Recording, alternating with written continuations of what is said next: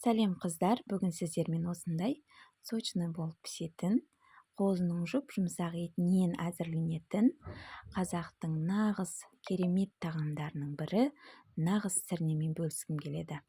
Ол үшін ең алдымен қозымыздың бас сирағын, қарнын дәмі шығып кетпес үшін тағамымызға осылай бір қайнатып аласыздар. Бір қайнатып аласыздар. Содан кейін қазанымызға қайтадан сұйық майымызды құйып, алдын ала аршып дайындалып алған картошкаларымызды майда осылай қызартып қуырып аламыз. Картошкаларымыз әп-әдемі болып, қып-қызыл болып қызарғанша жақсылап қуырып аламыз.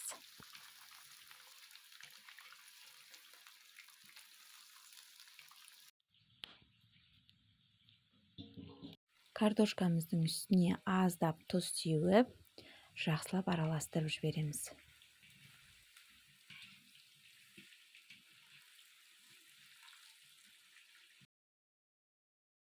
Қып-қызыл болып қуырылып шықты. Енді майда ауыстырудың қажеті жоқ. Алдын ала дайындап ұсақтап турап алған еттерімізді сол майымыздың ішіне салып, шет-шетінен қуырып алатын боламыз. Сірненің етін бөліктерге бөліп осылай майымызды жақсылап біркелкі болып қызарып қуырылғанша қуырып алатын боламыз. Аз-аздан салып қуырасыздар. Мінекей осындай түске еніп қызарғанша осылай қуырып аласыздар. Мінекей біздің еттеріміз дайын. Барлық еттерімізді аз-аздан шетінен салып жақсылап қуырып алдық. Енді оны қазанымызға қайтадан жайғастырамыз. Майды еселеудің қажеті жоқ. Өзінің майда жеткілікті. Бағана етімізді қуырып алған майымыздың үстіне сала береміз еттерімізді. Ет, пияз, осы ретпен жайғастырасыздар. Етімізге тұз салудың қажеті жоқ.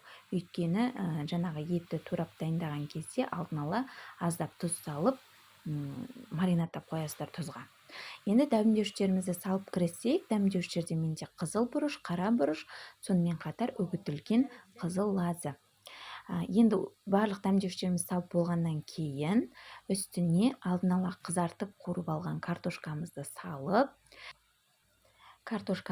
болғаннан кейін бір кеседей су құйып жібересіздер. Өйткені түбі күйіп, жабысып кетпес үшін бір кеседей ғана су құясыздар.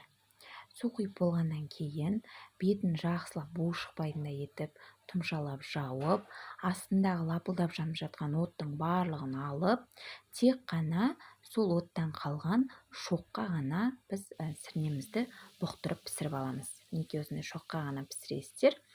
Мінекей біздің сірнеміз дайын болды. Былбырап, жұмсақ болып піседі.